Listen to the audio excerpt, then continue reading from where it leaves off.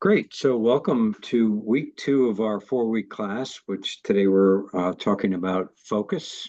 And last week, if you were with me, we did talk about relaxing. So hopefully you got a chance to do some of that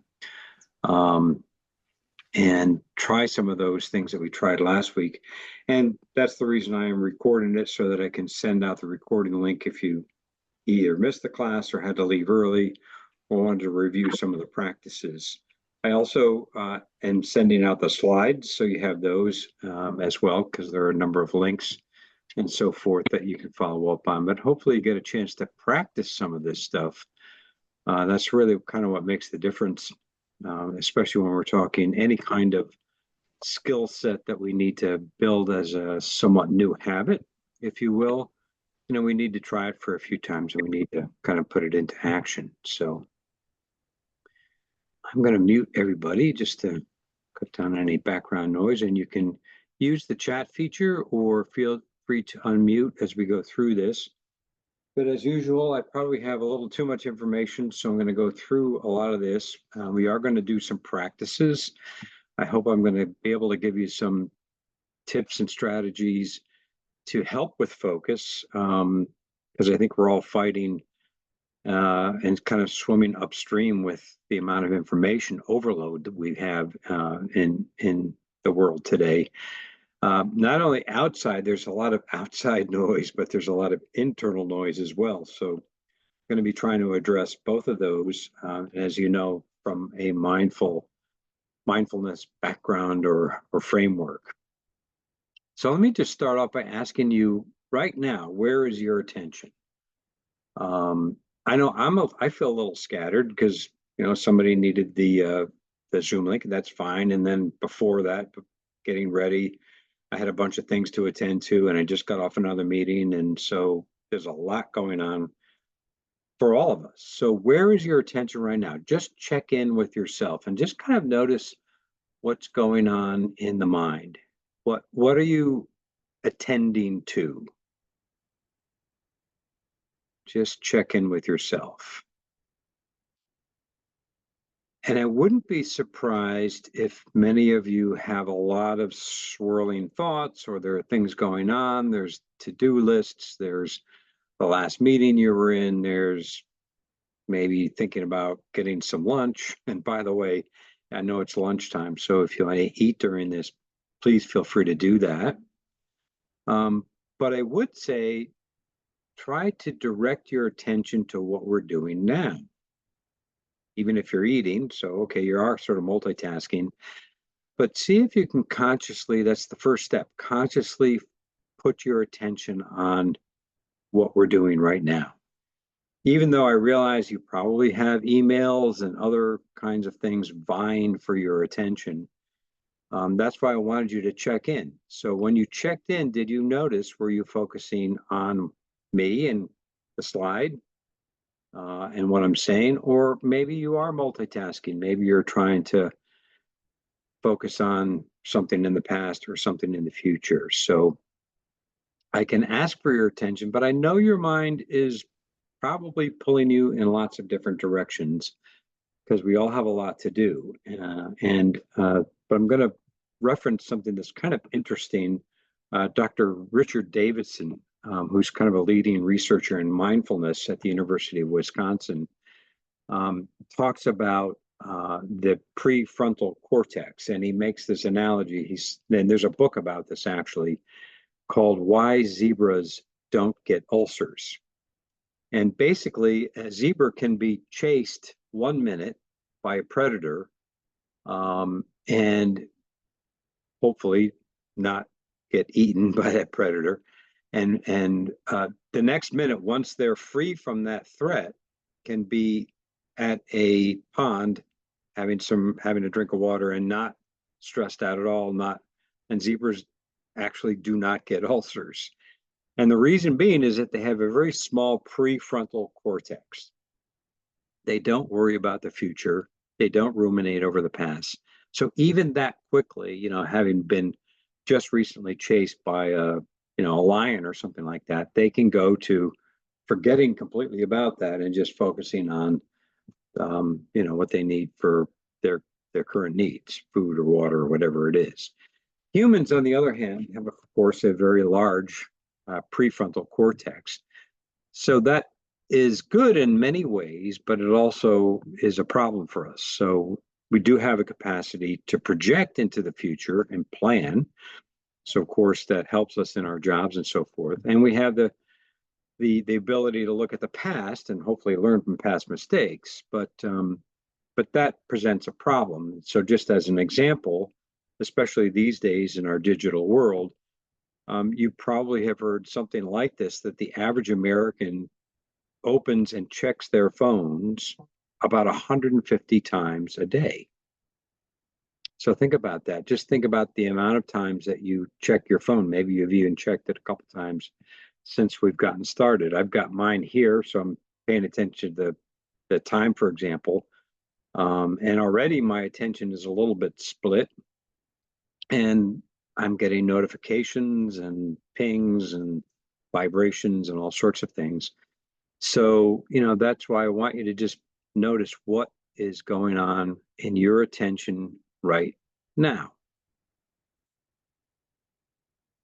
And another thing that Dr. Davidson referenced is this study that's called "A Wandering Mind is an Unhappy Mind." What they did is they asked people through a text system at various random points throughout the day, what are you doing right now? So what task or what are you doing? And then also they asked them, where is your mind right now? And then thirdly, they asked them, how happy or unhappy are you in the moment? And then the results were kind of interesting. What they found out is that the average adult is not paying attention to what they're doing 47% of the time. In other words, they're thinking about something else other than what they're doing. And here's the sad part, is that they also found that those folks who were not, whose mind were wandering and they were not paying attention, were significantly less happy when they were not paying attention. And I'll talk a little bit about this in a moment, and I think we can sort of see for ourselves how that affects us. Now, this is opposed to the other state of being in a state of flow, which is like when you're completely immersed in something. Maybe it's a hobby or music, or you're doing some sort of something that really captures your attention. It could even be like a movie, where you're so immersed in the plot of a movie or a book or something like that, that you're not even aware of your surroundings. You're really engaged and in that state of flow. That's kind of where we would like to be. And so we know that we have, as humans, we have the capacity for that. And we also know that we can train ourselves to do that. So that's kind of what today's session is about. So I'm going to talk a little bit about multitasking. But first, I'm going to point out, again, this is from Richie Davidson. And he points out that we have these three networks in the brain. Okay, one is the default mode network. And that means that when we don't have a specific task to focus on, that's where our mind defaults to. And our mind typically defaults to mind wandering and self-referential thinking. And in fact, most of that self-referential thinking brings up that comparative mind. In other words, why am I not fill in the blank? Why am I not doing as good on whatever it is? And usually it brings up the self-critical mind, which is, of course, a problem. Second network of the brain is the central executive network, which helps us to direct our attention and set goals and plans. So that's obviously very helpful. And the third is what they call the salience network. And that's detecting things that are important. What do you need to attend to right in the moment?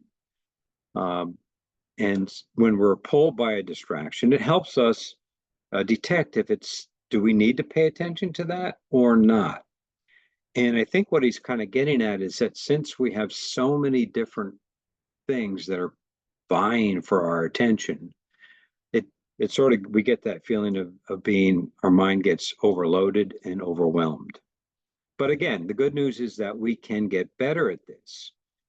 But we all tend to multitask. And if I were to ask you, do you multitask during your workday? I think most of you would say yes. In fact, if you want to put in the chat, I'd be curious to see, maybe even think through how many times do you multitask in a typical workday? Are you multitasking all day long, or maybe half the day, or maybe you do, maybe you're able to find some times to just what they would call single task. And it's interesting because the studies show very clearly that multitasking is not actually very effective. We think it is.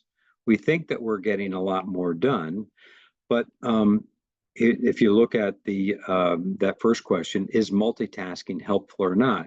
Can the brain actually multitask? Well, the answer is yes and no. In other words, we can sort of walk and chew gum at the same time. In other words, we can do routine tasks and then focus on something else. Like we can eat and read something. Okay, that's pretty easy to do because we can eat without thinking about it. But we can't really do two cognitive tasks both at the same time. So what this means is that we're running several simultaneous conscious tasks at the same time. We're actually brain switching. And this is very taxing on the brain. This actually drains energy from the brain itself. And it makes us more tired and fatigued. So you can see that way, 5 ways habitual multitasking can hurt us. And it, of course, brings up a lot of different things. Let me just see what some of you have said here. Most of the time, yep, multitask most of the day, all the time, all day. My brain doesn't stop pretty much most of the day. So whenever I've asked this question, that tends to be like what most people are doing, dog whining at me now, in fact. Yeah, so you're having to pay attention to a lot of different things all at once. I like this one. I try not to, but sometimes can't help it. Yeah, it's become habitual for many of us. And it's really hard not to do that. Multitasking all days from morning until night. Wow, these are overwhelming responses. Kind of interesting, back and forth with multitasking there. There's good, trying to focus on one thing at a time. Excellent. So that's a good segue into saying, yes, we do have the ability to focus on one thing at a time, but it is kind of like swimming upstream or, it's a very difficult thing to do. So thank you for those really kind of interesting responses that we all tend to do that many, many times. But again, just to remind you that switching from one thing to the other, especially if they are cognitive complex tasks, actually means that you're really single tasking, you're focusing on this one thing, and then you're turning your focus to something else that requires your prefrontal cortex. And that is taxing on the brain, and it causes those things below, increases stress, fatigues the brain, impairs our ability to do any task well, deprives us of meaningful experiences. There's a lot of research actually that shows that multitasking, of course, affects our relationships. If we've all seen people in the restaurant and they're both not paying attention to each other, but they're on their phones, so that's and then that final point is really kind of important, that increases error risk. So thanks again for those responses.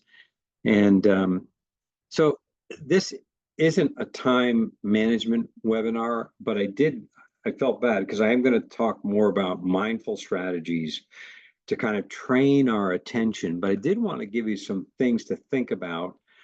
First of all, realize, and I hope I've given you some reasons to realize, that single tasking is more effective than multitasking. And so you might try setting up some distraction-free environments. So that could even mean things like decluttering spaces, decluttering your work area, keeping your phone out of reach, or maybe in a different place so that it's not right in front of you all the time. Regulate your cell phone use. Some people use gray tones instead of, they've even shown in studies that when you have the colored background that's more attractive and the red notifications come up, for example, we tend to respond to those more. Those all pull us into that. And they, of course, the marketers have done a lot of research on this.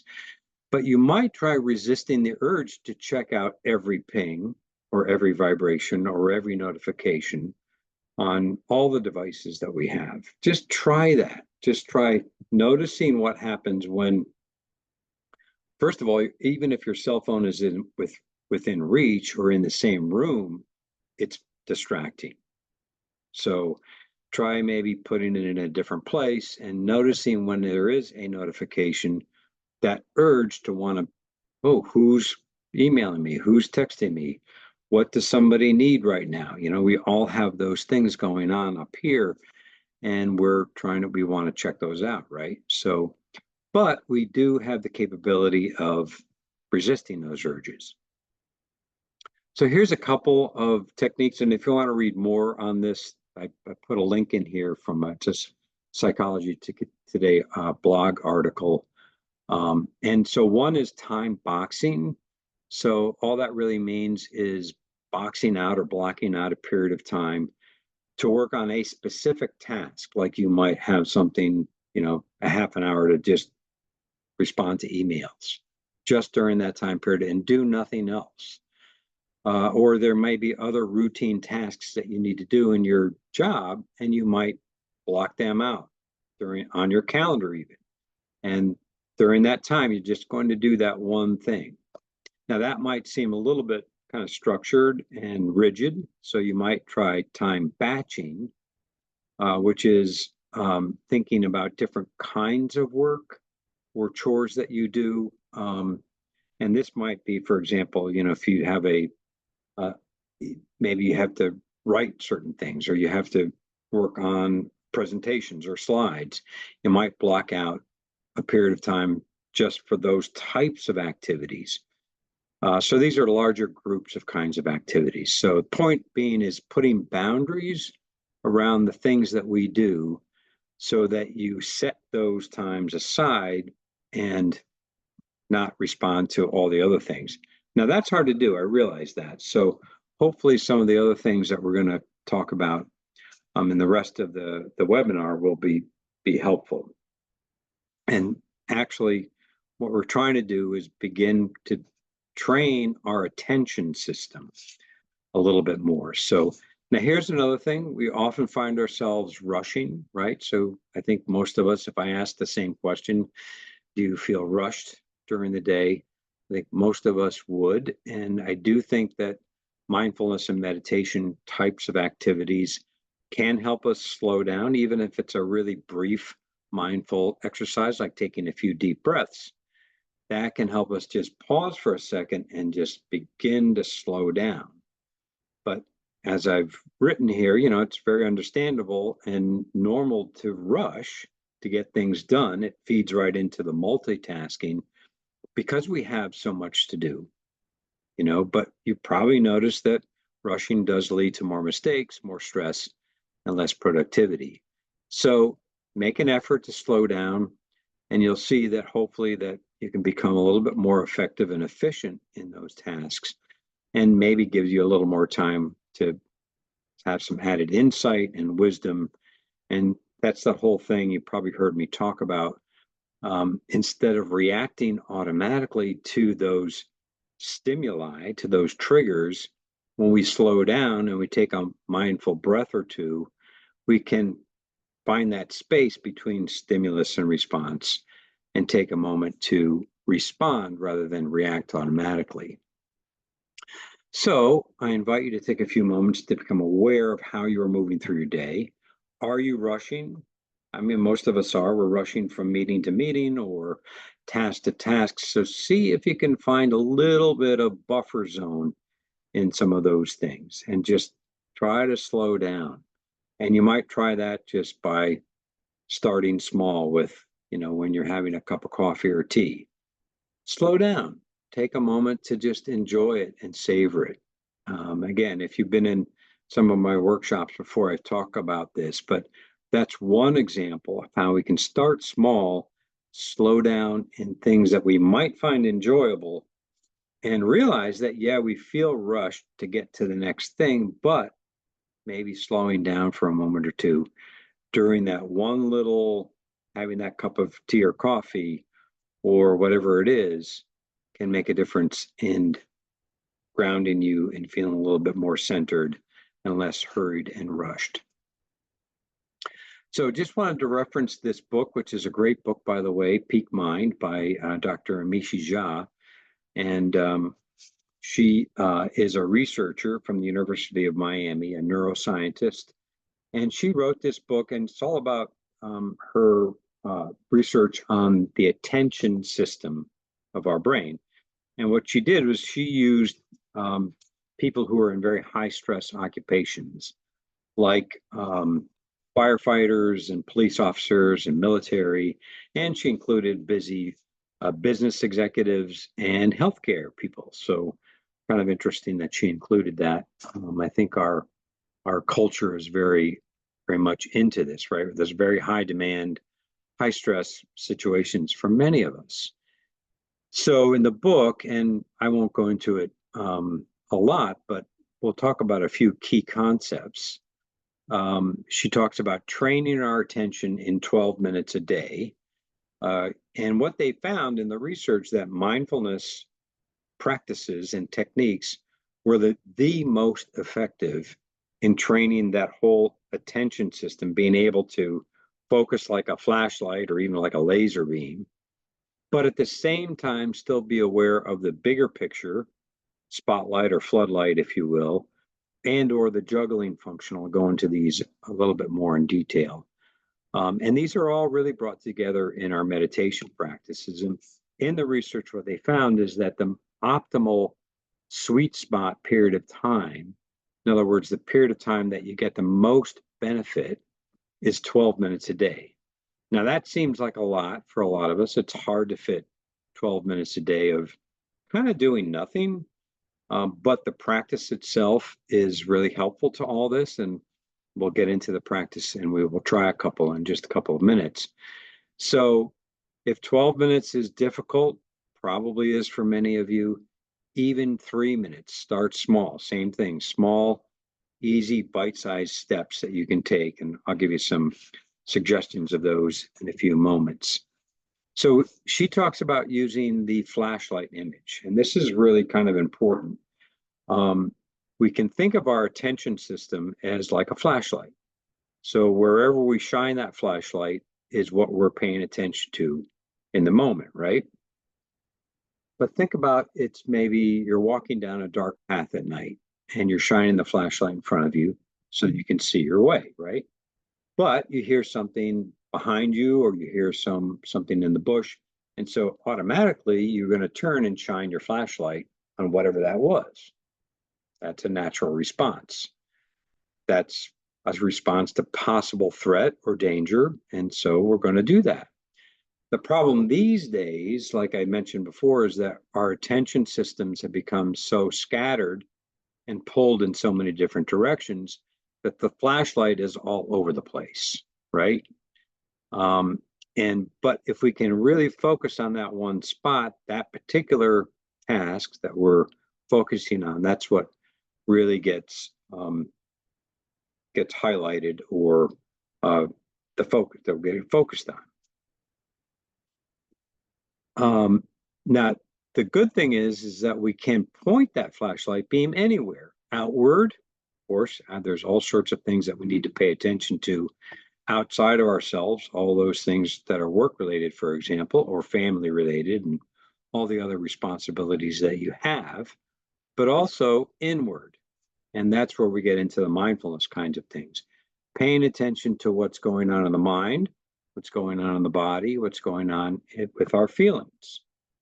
And fortunately, we do have the capacity to willfully direct and select with this flashlight, but we do need to train it a little bit. And that's where it becomes a little bit more difficult. But we can choose to focus on certain things, like think about when you have more free time and you might choose to focus it on a relationship at home, or maybe you have to get the bills done, or a hobby that you really like doing, or some exercise, even to the point of maybe getting into that state of flow where you're really immersed in a particular activity. That's where you're really using that willful attention to to get immersed in that activity. And that's what can be trained. That's the good news. We can train all this. So that's a lot of information so far. And I know that you've probably even gotten distracted as I've been talking. I kind of expect that a little bit. But let me just pause and see. I did give you a lot of information there that you can follow up on. But any questions before we move into our first practice?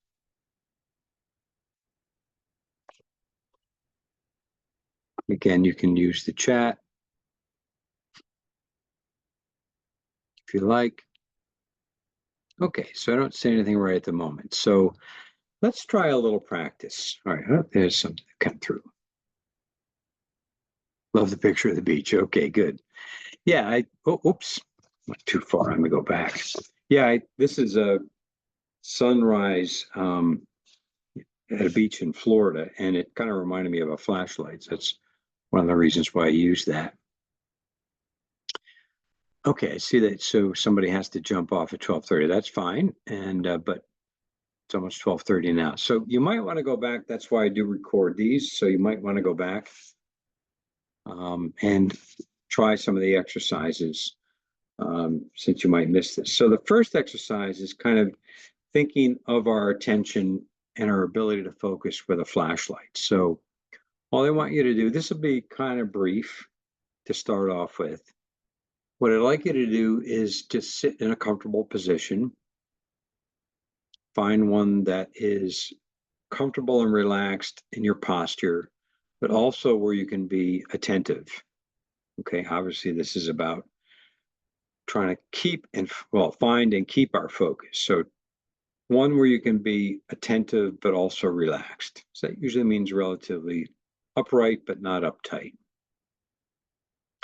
Set an intention as we start to put aside any unnecessary thoughts regarding plans, agendas, or tasks. They'll be there when we're done. So put them aside for the moment and think of this brief time like a gift to yourself. Everything else can wait until later. Now you can close your eyes if you like, or if you prefer, just lower your eyelids. But I do want you to be able to kind of turn inside. The first thing we're going to do is just breathe and follow the breath. Okay? And just follow the breath moving at its natural pace. You don't have to control it. Just feel the breath moving in and out. Now, the first thing I'm going to ask you to do is I'm going to ask you to count your breaths. So, like this, one on the in breath, one on the out breath. Now, the next breath, the next full breath is two, two in and out, three in and out. Okay, like that. I'm going to ask you to do that on your own, mentally noting and counting to yourself, and see how far you get. And I'll leave you with some silence to do that.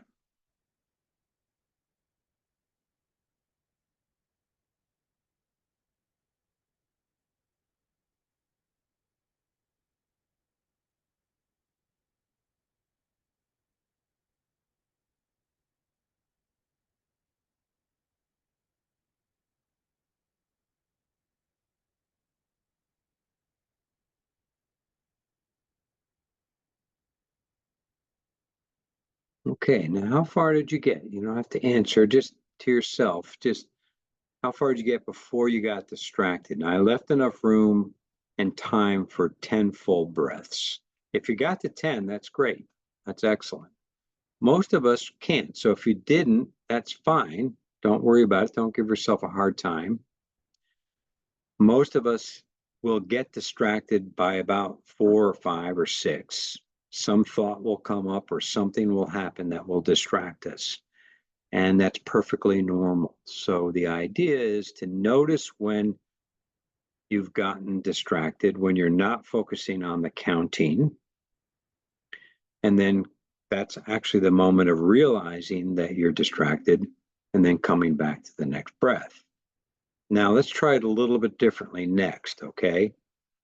The next part of this is we're going to use words to ourselves. So being able to notice your inner voice saying calm on the in-breath and clear on the out-breath. So I'm going to give you, again, a few moments of silence and say to yourself, calm on the in-breath, clear on the out-breath.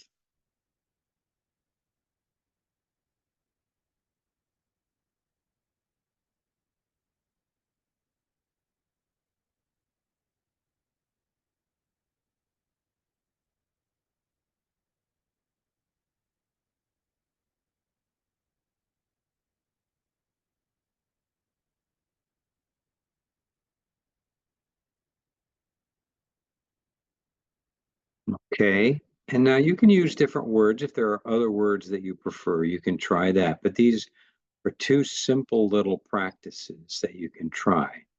Now, before we finish, we're going to try the third one, the last one, which is using that flashlight image. And what I want you to do is, as you breathe, pick one spot in the course of your in-breath and out-breath where you really feel the breath most directly.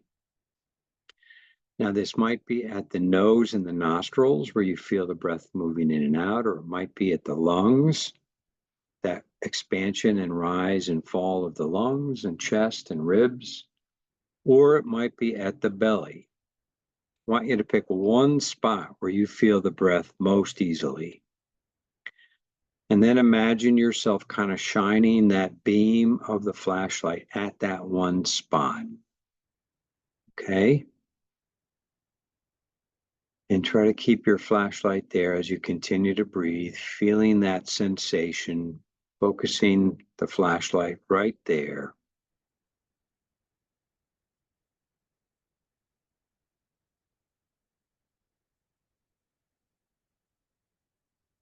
And all you have to do is, if you do get distracted and if your mind gets pulled off of that one particular spot, just simply notice that and then redirect your attention or redirect that flashlight back to that same spot.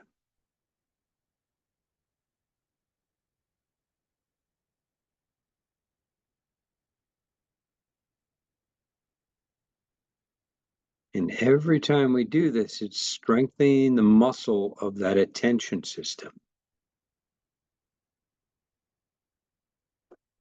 Now, for the last step, just let go of any instruction and just rest for a moment. Just be present with the breath. That in itself can help us. Just relax, just be present, just notice what it's like to kind of do nothing on purpose. And when you're ready, you can open your eyes if they've been closed and just kind of ask yourself, what was that like? Now, for many of us, I know I got distracted a few times and I do this a lot. What was it like? So we tried 3 different things. You can count the breath, you can label the breath, you can, count using words like calm and clear, like we did, or in and out. So you can do that or some other word that resonates with you. Those are simple little techniques that we can use to train our attention. And again, it takes some training. It's like any other skill. And if you don't have 10 or 12 minutes at one time, that's okay. Maybe doing it for a minute to 2 or 3 minutes. The trick is to find the time to remember to do it. And that's what I want you to do. So when you notice throughout the day that you're feeling kind of distracted, or maybe there's a lot of swirling thoughts, anchor yourself, focus yourself by trying one of those, whichever, maybe try them all, but maybe one worked better for you than another. We'll have different kinds of ways to focus. So counting, or mentally noting with words, or using that flashlight image. Now, the floodlight is another way to think about it. And the floodlight is when we might be focused using the flashlight, but there's other things going around. There's always the bigger picture going on for all of us, right? The floodlight is often used, and I'm going to go through this kind of quick, but the second bullet there kind of explains it well. Think of what happens when you see a flashing yellow light as you're driving. So you're focused on the light, that's your flashlight, but you know that you need to be on alert because it's yellow and maybe somebody's going to cross into that intersection. That's the bigger picture. And so with your floodlight of attention, you're paying attention to that possible, car going through the red light or whatever it is. That's a more broad, open, receptive kind of way to pay attention. And we do this in the body scan. If you've done this, we won't have time for a body scan today, but there are places where I can show you where to find that. But a body scan is focusing our attention on different parts of the body, systematically going like from head to toe, for example, kind of shining that same flashlight of our attention. And at the same time, then we can open up our attention and be aware of the whole body all at once, and even what's around the body. So that's kind of doing both. It's focusing with the flashlight, but also being aware with a more wider floodlight of attention. And then she also talks about the juggler, which of course is so important. And this is where we get into the trouble of multitasking, I think, but the juggler is that executive function that we have of trying to keep all the balls in the air. And that's what we're doing. I think what most of you are trying to get done, because you have so many things to do. You're juggling all those balls. And think about what happens when somebody else throws another ball at you. Your boss asks you to do another task, or you've got something else to fit in onto your very busy, full plate, right? Almost feels like something, either the ball is going to drop or something is going to fall off your plate. But that's what makes it difficult, because you're trying to keep your attention on so many different balls. And if you don't, obviously juggling is not easy. So if you don't practice, it's going to be harder. So all these mini skills help us with the juggling function, and they all kind of help with meditation. Now, the kryptonite is, and here's where the problem is, we're all under a lot of stress. We all get into a poor mood at times, and we all feel threats. And these are the things that erode our attention. So realize that we do need to manage our stress as best as we can. In fact, our next session will be on stress. We need to try to help ourselves when we're in a poor mood. We need to be kind to ourselves. We need to do what we need for ourselves in the moment. And when we're under threat, we need to do what we can. We need to nurture ourselves. There are a number of things that we can do, but just realize that these are going to take away from our attention system. So we need to kind of do whatever we can to counteract that. And when we do these kinds of exercises, realize that it actually helps our memory, because what we're doing is we're strengthening kind of that whiteboard area where we put these small bits of information that we need to remember. And when we need to retrieve that for later, that's when it gets stored into the more long-term memory. We're strengthening that by some of these practices. So they actually have showed, again, in the research, that being in the present moment helps. It helps our memory because it's tied to our senses. A lot of our practices have to do with the way we take information in, which is through our 5 senses. And and using our working memory really helps that. So now here's the problem, and this is what I want to kind of finish on. I don't have a whole lot of time left here. And again, I apologize. I've put too much into this, but this is important. What happens is the internal part. So far, I've been talking mostly about the external parts of the external noise that distract us.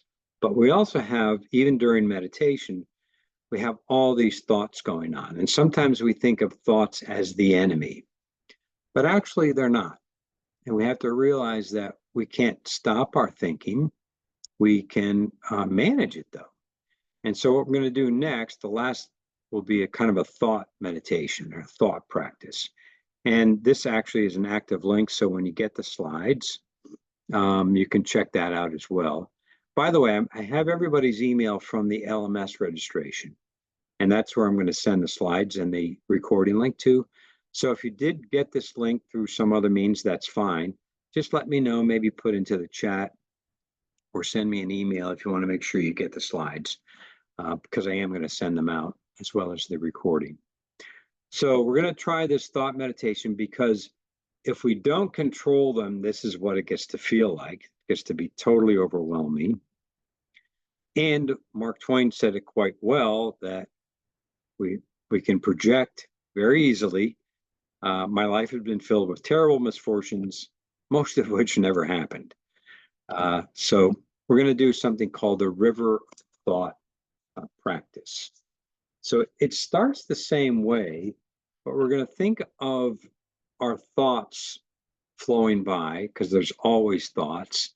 And we're not going to try to get rid of them, but we're going to try to notice our thoughts, but not jump in the river. So the river metaphor is like all the thoughts are flowing by in the river, but we're standing on the bank of the river, watching our thoughts flow by.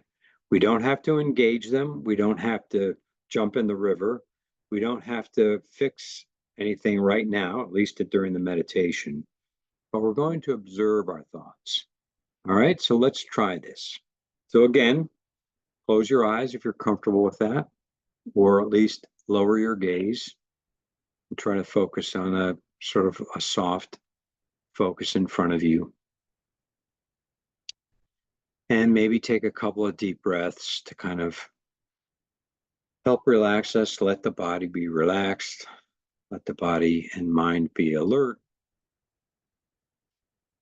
And just for a moment, just use that flashlight to just focus our attention, stabilize our attention. That's really what it does. Or you can count the breaths, or you can use the words. But whatever you do, just for a few cycles of breath, just focus on the breath itself.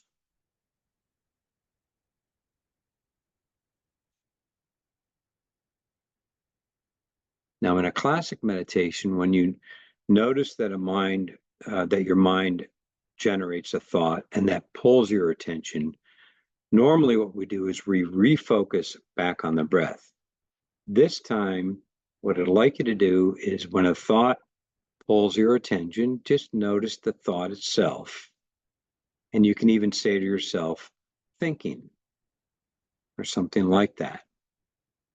You might even notice the type of thought. Might be a worry thought, or a planning thought, or a what am I going to do for lunch thought.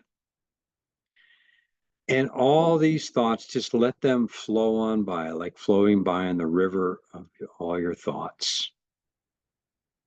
And see if you can just kind of step back from them and just observe them flow on by. Let them come, let them go. Don't fish them up. Don't jump in the river. Don't try to fix anything or analyze anything. Just observe the flow of thinking.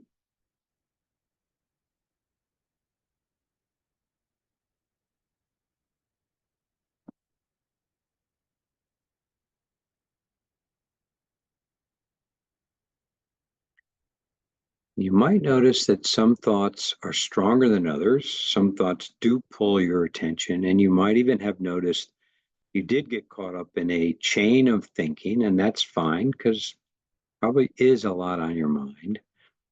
So, what you might do is you imagine if that happens, you've kind of jumped in the river, right? But there are boulders in the river.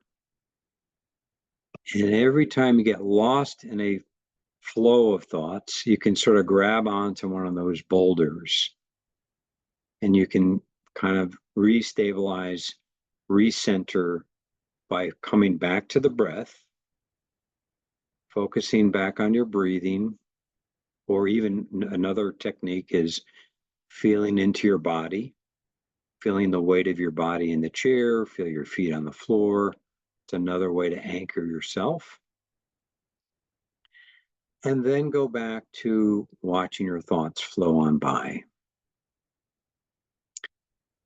And see, this is another way to be aware of thinking, but not get swept away by them. So when you're ready, you can open your eyes if they're closed. And again, just kind of reflect on that for a moment. What was that like for you? Sometimes people report that it's hard to do this or hard to do this because there are, a lot of thoughts and it's kind of hard to follow that. But again, I would encourage you to try it because the more we do it, the more we're aware of our thinking and individual thoughts. And the next step of that, which is really kind of cool, is we become more aware of what thoughts are helpful to us and what thoughts are unhelpful. What thoughts carry us down that rabbit hole? What thoughts help us get our attention? What thoughts help us do what we need to do? What thoughts help us get into that flow zone, right? So just to come to a close, and we're just about out of time, the greatest weapon against stress is our ability to choose one thought over another. And we are going to talk a lot more about this next week. So this is sort of an introduction into that. And the second quote, if you can change your mind, you can change your life. And again, we'll be talking more about that too. So here's your homework and things to think about. How are you right now? What's going on inside? Again, just check in. What do you notice? What thoughts are occurring right in the moment? You also might notice feelings because often our feeling state is related to our thought state. And also connected is our body. So what's going on in the body right now? Those are all different ways to kind of pay attention to ourselves. So strengthening that attention system. And then what did you think about that exercise? What did you think? It's sort of, we have the capacity to think about our thinking. Other animals do not. We're able to have that really kind of amazing capacity. It's called meta awareness, to be aware of our thoughts. But it does get us into trouble. But this is kind of the whole message of today's session, is that we can train that and we can be able to use our thoughts in more willful ways. We can use that flashlight of attention to do that.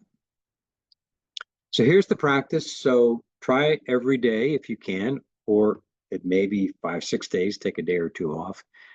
For 3 minutes minimum, just try to do a simple little exercise like that. 10-12 minutes if you can, that's optimal, as I said. And maybe just ask yourself throughout the day, just stop and notice, where's my attention right now? Is it scattered? Is it focused? What's going on? You can set yourself a random reminder to do that. And then the third thing is pay attention to routine tasks. When you're washing your hands or doing the dishes or whatever it might be, try to just focus on that task. That's one way to train our attention as well. Now, you're going to get distracted. Your mind is going to wander. That's okay. Don't give yourself a hard time. Just bring your focus back to what you're doing while you're doing it. Great way to kind of do that. And the last couple of slides just have to do with ways that you can continue with this. We have meditations on our EFR website, the Healthy Minds app and the Insight Timer map, but the Healthy Minds in particular is a great app. We also have an app through the program called M Life, and then the phone meditations. So again, you'll get these slides so you get all the details. The program itself can be of help. And then we also, just to let you know, we have a brand new, through our employee well-being, our health coaching is now is a new feature for all employees. And I see the thanks coming through. Thank you. Good. I know you have to leave, so I'll stop the recording in just a moment and just say, this is where you can find a lot of our information. It's on Thrive. And I'll say thanks so much for your time and your attention. And I appreciate you being here. I'm going to stop the share and I'll stop the record, and I'll be around for a couple of minutes if you do have any questions.